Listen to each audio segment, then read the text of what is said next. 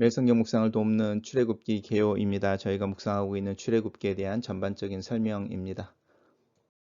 출애굽기의 제목은 출애굽, 그대로 애굽을 떠난다는 뜻입니다. 엑서더스라는 뜻도 길 밖으로 나간다, 무엇으로부터 떠난다라는 의미를 가지고 있어서 제목 속에서 자연스럽게 이스라엘 백성들이 애굽을 떠나는 이야기, 또 하나님의 백성을 떠나게 하시는 하나님의 어떤 일, 또 이 역사심에 대한 이야기라는 것을 제목 속에서 짐작할 수 있습니다. 출애굽기의 시기에 대해서는 이제 기원전 13세기에서 15세기로 잡고 있는데요. 대략 1400년, 450년 경으로 이제 추정을 하는 것이 대부분입니다. 그 이유는 성경에 특별히 열왕기상에 솔로몬 성전에 대한 이야기를 하면서 솔로몬 성전이 주전 966년에 완공이 되어져 있는데 이제 그거보다 480년 전에 출애굽을 했었다라는 기록이 나와서 대략 그렇게 이야기합니다. 하지만 또 고고학이라든지 또 비돔이나 라암셋이라는 도시에 대한 이야기라든지 또 애굽의 역사 속에서 나온 어떤 기록들을 살펴볼 때에 1200년, 1250년 경으로 이제 추정하는 경우도 있습니다. 그러니까 대략 15세기에서 기원전 15세기에서 13세기로 잡습니다. 모세오경이라고 하는 이제 구약의 첫 5개의 책들을 창세기, 출애굽기, 레위기, 민수기, 신명기를 모세오경이라고 부르는 것 속에 우리는 자연스럽게 그 첫 5권의 저작권을 모세에게 주는 것을 알 수 있습니다. 출애굽기 안에도 이제 하나님께서 모세에게 책에 기록해라라고 하는 이야기들이 여러 번 반복하고요. 여호수아도 또한 그렇게 이야기합니다. 나와 있는 것은 거기서 모세가 기록한 율법을 이스라엘 자손의 목전에서 그 돌에 기록하매라고 모세가 기록한 율법에 대한 이야기를 하고 있습니다. 또한 이제 요한복음에 보면은 이제 신약 시대로 왔을 때도 유대인들은 여전히 모세 오경이라고 하는 부분들, 특별히 율법이라고 하는 부분을 모세가 기록했다라는 것을 이야기하고 있고, 예수님도 모세가 너희에게 이렇게 일렀지만 나는이라고 말씀하시면서 모세의 어떤 저작권에 대해서 특별히 의심하지는 않습니다. 이제 출애굽기를 이야기할 때 출애굽기를 전반적으로 설명할 때 두 가지 방법이 하나 있는데 하나는 이제 장소를 따라 이해하는 것입니다. 그리고 두 번째는 주제에 따라 이해하는 것인데 먼저 장소를 한번 살펴보겠습니다. 출애굽기가 총 40장으로 이루어져 있는데 전반부라고 이야기할 수 있는 12장까지가 애굽을 배경으로 합니다.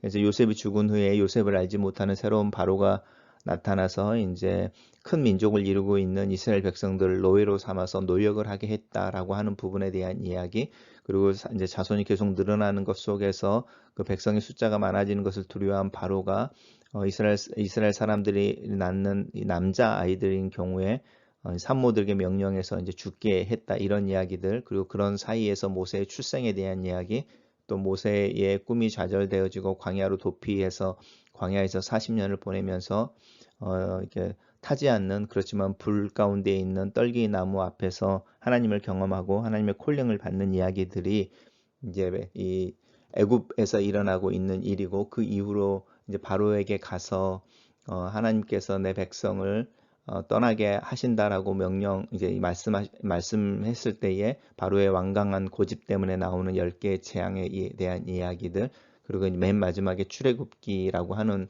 부분의 핵심이라고 할 수 있는 것 중에 하나인 유월절, 애굽에 있는 첫 번째 난 모든 생명이 죽는 밤의 이야기, 이제 그런 이야기들이 애굽에서 일어나는 것입니다.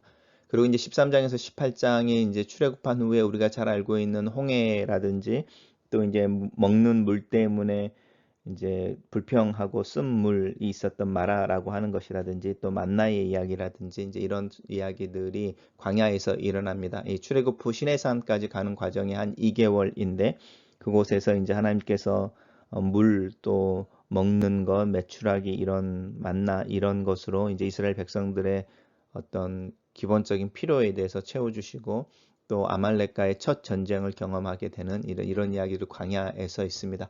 그리고 이제 시내산에 도착하게 되는데 시내산에서 이스라엘 백성들은 대략 11개월 10일 정도를 머물게 됩니다. 약 1년인 거죠. 12개월을 머물면서 거기서 율법을 받게 되고 또 성막을 짓게 되는 이제 하나님의 백성으로서 이제 훈련을 받게 되어지는 과정이 이제 시내산에서 있습니다. 그래서 크게 출애굽기는 애굽 생활 또 광야를 건너면서 그리고 시내산에서 머물러서 하나님으로부터 훈련과 교육을 받고 하나님을 섬기기 위한 하나님의 백성으로 이제 구체적으로 준비되어져 가는 과정 이렇게 세 장소로 이야기할 수 있습니다.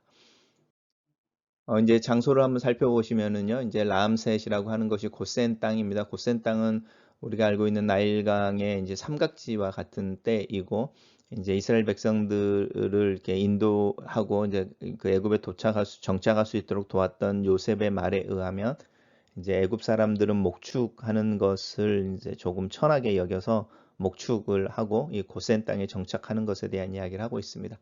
그리고 이제 람셋이라고 하는 그 성을 건축하는 과정 가운데서 노역들이 일어나고 이제 이때 이제 출애굽을 하게 되는 것이죠. 그리고 숫곳이라고 하는 곳이 이스라엘 백성들이 맨 처음에 애굽을 떠나서 진을 쳤던 곳인데 텐트를 친 곳이 아니고 이곳에서 이제 초막이라고 하는 나무나 풀들을 가지고 우리가 뭐 서바이벌, 뭐 리얼리티 이런 프로그램에서 이야기하는 그런 식의 어떤 초막을 짓습니다.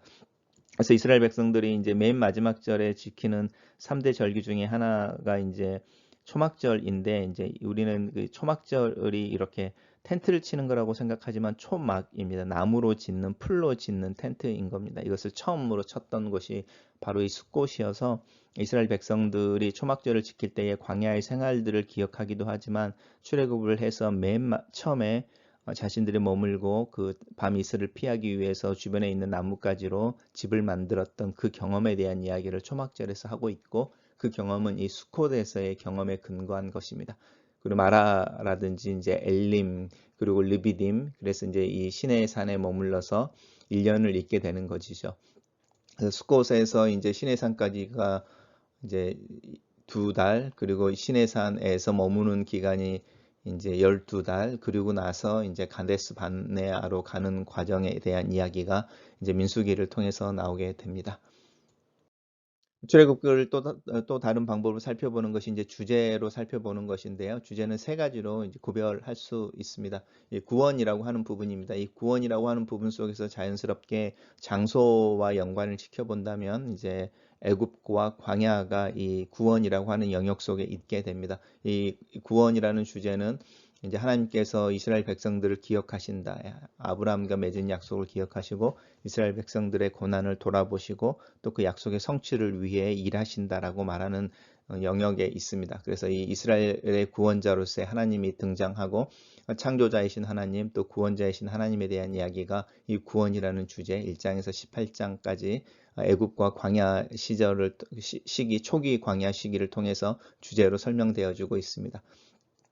그리고 이제 시내산에서 1년 동안 있는 기간 동안에 하나님으로부터 가르침을 받는 그 가르침의 내용은 두 가지인데 하나는 이 율법이라고 하는 것이고 하나는 성막이라고 하는 부분입니다. 율법이라고 하는 부분을 통해서 하나님께서 이제 이스라엘이라고 하는 사회 또 민족, 이 정치 이런 어떤 생활 공동체를 만들어 가시는 것이죠. 그래서 그곳에서 법이라고 하는 부분들을 제정시켜 나가고 이 법은 어떤 강제적으로 요구되어지고 푸시되어지는 것이 아니라 어떤 약속의 형태로 법이 만들어지는 것에 대한 이야기를 하고 있어서 이제 이 이스라엘을 한 나라로 설계해 가시는 하나님에 대한 이야기가 이 율법 속에 있습니다. 그리고 이 율법이라고 하는 부분은 종교적으로 하나님 앞에 어떻게 하나님을 사랑할 것인지 또 사회적으로 어떻게 이웃을 사랑할 것인지 그리고 이 둘 사이에는 차이가 없다라고 말하는 부분 이제 그런 것에 대해서 이야기하는 부분이고요.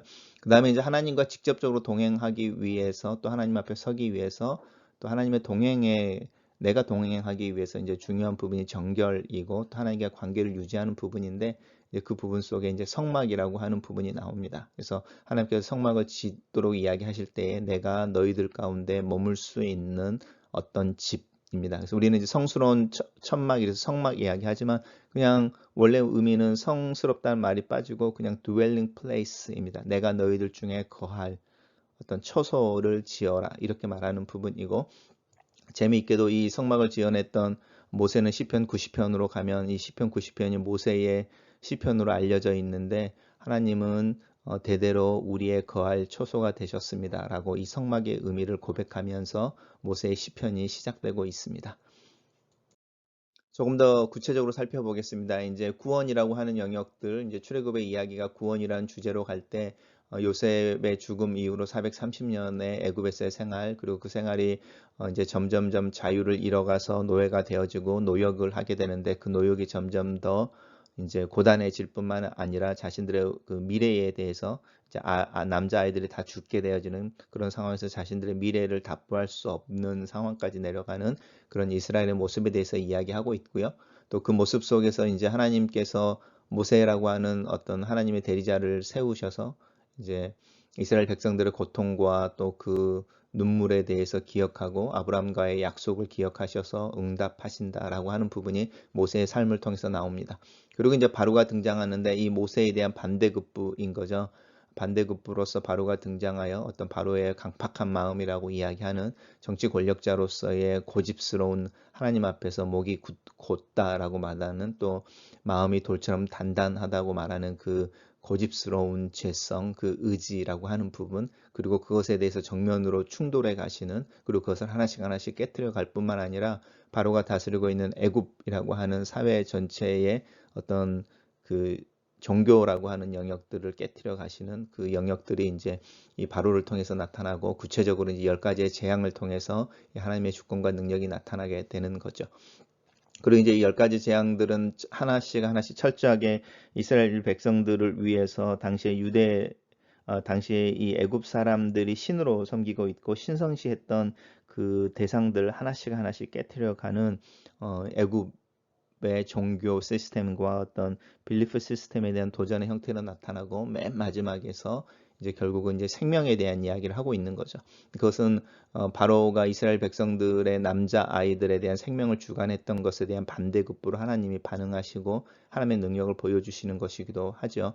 그렇지만 이때에 이제 하나님께서 이스라엘 사람들이어서 그들을 건들지 않았다. 그들의 첫 번째 태어난 생명들은 살려두셨다가 아니고 하나님의 말씀에 대한 믿음과 순종의 형태로 그 해결책을 제시합니다. 그래서 우리가 알고 있는 것처럼 어린 양을 잡아서 그 어린 양의 피를 문설주에 바르는 집이면인 거죠.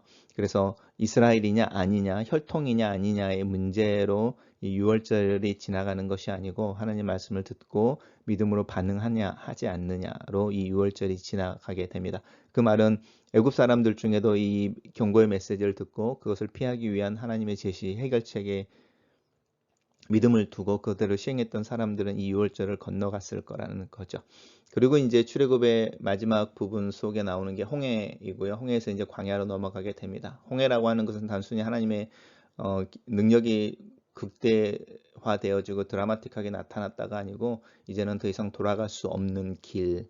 그래서 내 발목을 붙잡고 있고 나를 이렇게 억누르고 있었던 어떤 끈이 잘라지는 가위에 의해 잘라지는 그렇게 자유롭게 되어지는 그 상황을 이야기합니다. 그래서 애굽으로 돌아가는 길, 애굽의 길이 끊어지고 자유롭게 되다.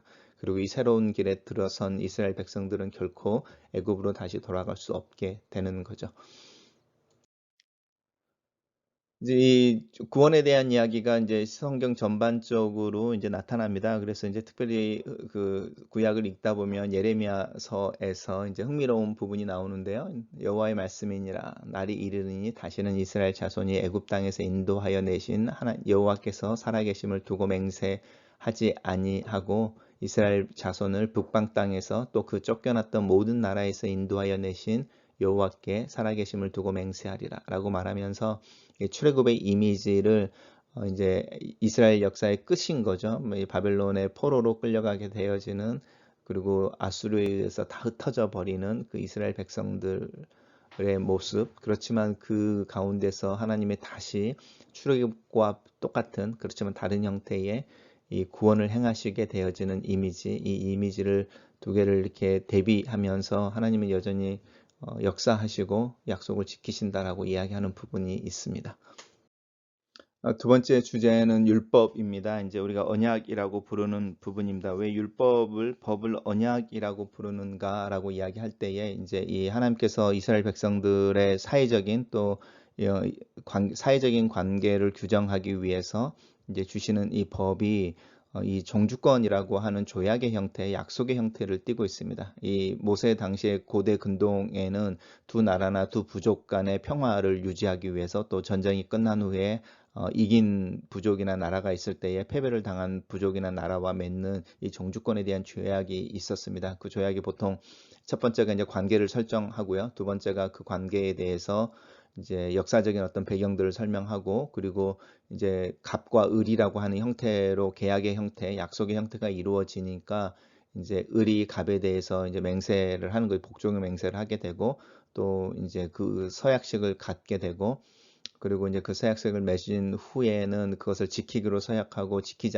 않았을 때 이제 치르게 되어질 어떤 책임이나 대가에 대한 이야기가 언급되어지고, 그것에 대한 증인들이 서고, 또 함께 이제 잔치를 하게 되어지는 이런 일련의 과정들이 있는데, 이 하나님께서 주시는 이 십계명으로 대표되어지는 이 율법이나 언약이라고 하는 부분들이 이 모세 당시에 보통 이렇게 평범하게 일반화되어져 있었던 고대 근동의 이 종주권 조약이라고 이야기하는 그 조약의 형태를 띠고 있습니다.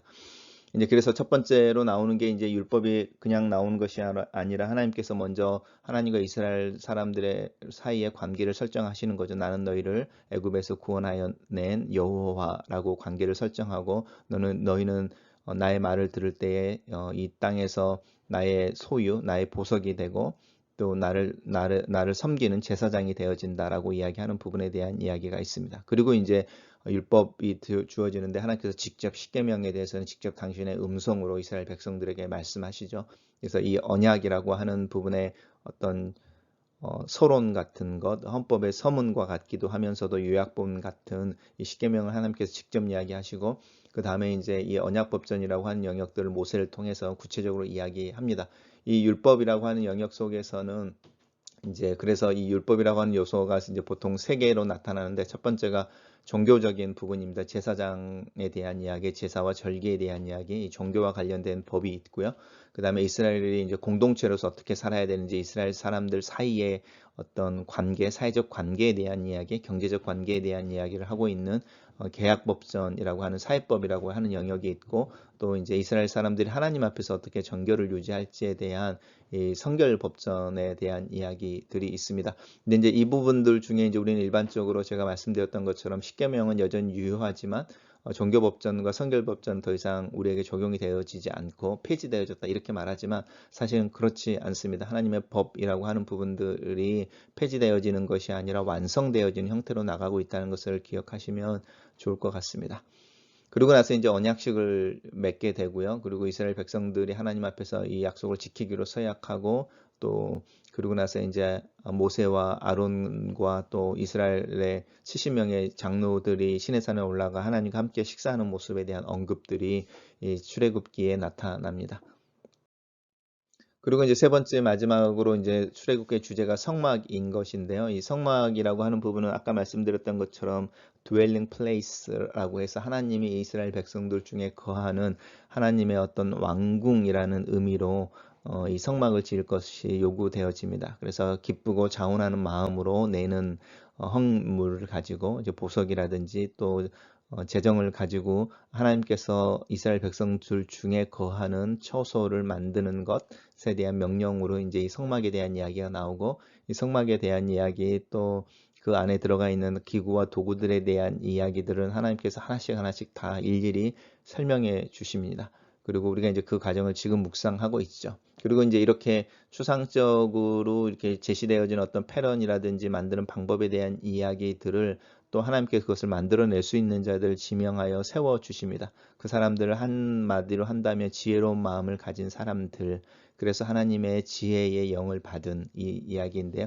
지혜롭다라고 하는 부분들은 어떤 본질을 꿰뚫어 볼 수 있다. 그리고 그것을 사용하여 뭔가 새로운 것을 만들어낼 수 있는 크리에이티브한 사람들을 의미합니다. 그래서 우리가 오늘 본문에서 이제 묵상했던 대표적인 사람들이 나오고, 그렇게 그 사람들을 통해서 이 하나님의 명령이 이루어지는 부분이 있습니다. 그리고 이제 중간에 우리가 잘 알고 있는 금송아지를 만드는 사건이 나오는데, 우리가 이제 내일부터 또 묵상하게 되어지는 부분이기도 합니다. 모세가 40일 동안 시내산에 올라가서 내려오지 않게 되자 이스라엘 백성들이 아론을 중심으로 이제 금송아지를 만들게 되어지는, 그렇게 해서 하나님 앞에서 타락하게 되어지는 부분이 있습니다. 그래서 이제 이 우리 오늘 아침에 묵상했던 묵상의 맨 마지막에 한마디로 끝나죠. 하나님께서 모세에게 직접 기록한 돌판 2개를 주셨다라고 하는 것이 한 구절인데, 그 구절이 금송아지로 인해서 깨트려져 버리는 거죠. 금송아지 사건으로 인해서. 그리고 금송아지 사건이 이제 그 안에 중요한 어떤 이벤트처럼 자리 잡고 있고, 그 뒤에 이제 두 번째 십계명이 주어지고, 이 십계명이 언약궤라고 이야기하는 상자에 이제 담기게 되어지는 내용들이 거기에 있습니다. 그리고 이제 성막을 완성시키는 부분에 대한 이야기가 나오고, 그렇게 성막이 완성되어지고 하나님께 봉헌했을 때에 하나님께서 구름으로 또 영광으로 임재하셨다라고 하는 부분, 그리고 이제 이스라엘 백성들이 시내산을 떠나는 이제 이야기로 출애굽기가 마무리되어집니다. 이것이 이제 성막이고 성막입니다. 이제 성막의 기본적인 구조는 이제 벽이 이렇게 있고요. 벽을 이렇게 쳐서 일단은 구별을 하는 거죠. 그리고 성막에는 성소라고 해서 이제 다른 분리되어지는 공간이 이렇게 있습니다. 그리고 이 성소는 2개로 나누어지는데, 일반 성소와 이제 지극히 거룩하다라는 의미에서 지성소라고 하는 부분으로 나누어지게 되고, 이제 성막의 입구는 동쪽을 향하고 있습니다. 그래서 제가 한번 설교하면서 말씀드렸지만, 이 성막은 어떤 의미에서는 영적으로 에덴으로의 복귀, 왜냐하면 그 에덴의 핵심이 하나님과의 교제고 사귐이었잖아요. 그래서 이 성막이 사실은 에덴의 어떤 지형적인 모습을 구조적으로 만들어내는 모습이라고도 할 수 있을 만큼, 하나님의 친교와 사귐의 목적으로 또 하나님이 거기에 계시는 것, 이제 그런 의미로 사용되어지고 있고, 그래서 이 성막에서 사용되어지는 대부분의 도구들의 금이라고 하는 부분이 이제 첨가되어지게 되는데, 값어치가 있는 이런 뜻 이전에 이 에덴을 이야기할 때 에덴을 설명해내는 것 중에 하나가 이 금과 관련되어진 설명이 있습니다. 그래서 이제 이 지성소라고 하는 부분이 이제 언약궤가 있는 것이고요. 그 언약궤가 상자이고, 그 안에 우리가 일반적으로 이제 만나와 또 두 번째 하나님께서 써주신 십계명의 돌판이 있고, 또 아론의 쌍난 지팡이가 있다, 이렇게 우리가 일반적으로 알고 있고, 그 상자를 덮는 덮개를 특별히 만드는데 금으로 만들고, 그 위에 날개를 펴고 있는 그룹이라고 하는 천사 둘의 모양을 하게 하는데, 그 뚜껑을 속죄소라고 부릅니다. 그리고 하나님께서 그 천사들의 날개에 앉아서 모세를 만나신다, 이렇게 이스라엘 사람들은 믿었습니다. 그리고 이제 분향단이라는 부분이 있었고요. 그리고 진설병과 또 이 정금, 이렇게 등대라고 하는, 이렇게 등잔대라고 하는 부분이 있습니다. 그리고 물두멍이고 번제단이 이렇게 놓여져 있는데, 우리 이 부분들 다 묵상해 오셔서 알고 계실 겁니다. 그리고 이 성소를 덮고 있는 휘장이 있는데, 휘장이 4겹으로 있었던 것도 우리 묵상하신 분들은 기억하실 거라고 생각이 듭니다. 그리고 이제 또 제사장에 대해서도 이제 구체적으로 복장에 대한 이야기들이 이렇게 있습니다. 특별히 이 흉배라고 하는 부분인 거죠. 이스라엘 백성들의 12부족의 이름을 각 보석에 이렇게 새겨서 12개의 보석을 이렇게 4개씩 3개의 열로 이렇게 만들고, 또 그 안에 귀중한 돌 2개를 넣어서 어떤 하나님 앞에서 대소사라고 하는, 국가의 어떤 대소사라고 할 때 하나님의 뜻을 물을 때에 사용하게 되어지는 어떤 그 보석 2개를 이 흉패 안에 넣는 것, 이제 그런 부분도 혹시 기억하실 거라고 생각합니다. 그리고 이제 이 거도 끝에 있는 이 방울인 거죠. 석류 모양과 방울을 이렇게 돌아가면서 맺어서 이제 이 대제사장이 지극히 거룩하다고 이야기하는 지성소에서 하나님을 섬길 때에 이제 그의 움직임에 따라서 이제 이 소리가 들리게 되고, 이 소리가 들리지 않았을 때는 이제 무슨 일이 생긴 걸로 이렇게 이해가 되어져서 일반적으로 죽었다고 이야기되어지는, 이제 하나님 앞에서 뭔가 거룩하지 않는 뭔가를 행해서 이제 목숨을 잃게 되어지는 사인으로 이렇게 알게 했던 부분이 있습니다. 출애굽기에 있는 중요한 핵심 구절을 통해서 출애굽기의 스토리를 한번 요약해 보겠습니다. 맨 처음에 나오는 게 이제 하나님께서 애굽에 있는 내 백성의 고통을 분명히 보고 그들을 들었다라고 하는 부분인 거죠. 그리고 나서 이제 이 젖과 꿀이 흐르는 땅, 아름답고 광대한 땅으로 데려가려고 한다라고 하는 하나님의 의도에 대해서 이야기하시면서 모세를 부르는 장면입니다. 내가 반드시 너와 함께 있어서 그 백성을 인도하여 낸 후에 이 산에서 하나님을 섬기리니라고 말하면서 이제 이 시내산으로 오게 하는 부분, 그분에 대한 하나님의 어떤 계획에 대해서 이야기하고 있고, 또 하나님께서 모세에게 나는 스스로 있는 자다. 이게 이제 여기서 야훼 또 여호와라는 이름이 나오게 되는 거죠. 하나님의 고유 이름을 모세에게 주시는 장면입니다. 그리고 이제 시내산에 이렇게 도착하게 된 이스라엘 백성들을 향하여 이제 언약을 체결할 때 이제 하나님께서 말씀하시는 부분입니다. 세계가 다 나에게 속하였다라고 말씀하시면서 하나님의 어떤 포지션에 대해서 이야기하시는 거죠. 그리고 이제 너희가 내 말을 듣고 내 언약을 지키면 너희들이 모든 백성들 중에 내 소유가 되겠고 나에 대하여 제사장 나라가 되며 거룩한 백성이 되리라라고 이제 그 언약이라고 하는 율법의 의도에 대해서 이제 설명하고 계십니다. 그리고 이제 우리가 잘 알고 있는 성막에 대한 부분이죠. 내가 그들 중에 거할 성소 dwelling place라고 하는 내가 거할 처소를 나를 위해서 짓되 너희들이 의도하거나 너희들이 만들어내는 방법이 아니라 내가 너에게 보이는 모양대로라고 하는 부분입니다. 이것이 이제 우리 신앙생활에서 끊임없는 싸움이기도 하죠. 하나님이 보여주시는 것과 내가 보고 싶어하는 것. 이제 이 텐션이 있는데 하나님은 내가 너에게 보여주는 것을 끊임없이 주장하고 계십니다. 하나님께서 이제 출애굽을 하게 되어지는 백성들에 대해서 아까 말씀드렸던 것처럼 내가 너희들의 고통을 들었다. 약속의 땅으로 인도해 내겠다. 너희들의 거룩한 백성 제사장 내 소유가 될 거다. 이런 이야기를 하시면서 이제 하나님께서 동일한 이야기를 또 한 번 더 하십니다. 나는 너희 그들의 하나님이 되고 그들은 나의 백성이 되어지고 내가 여호와로서 그들 중에 거하려고라고 하는 부분, 그들과 함께 있으려고 그들을 애굽 땅에서 인도하여 약속의 땅으로 데리고 간다라고 하나님의 의도에 대해서 이야기하는 부분입니다.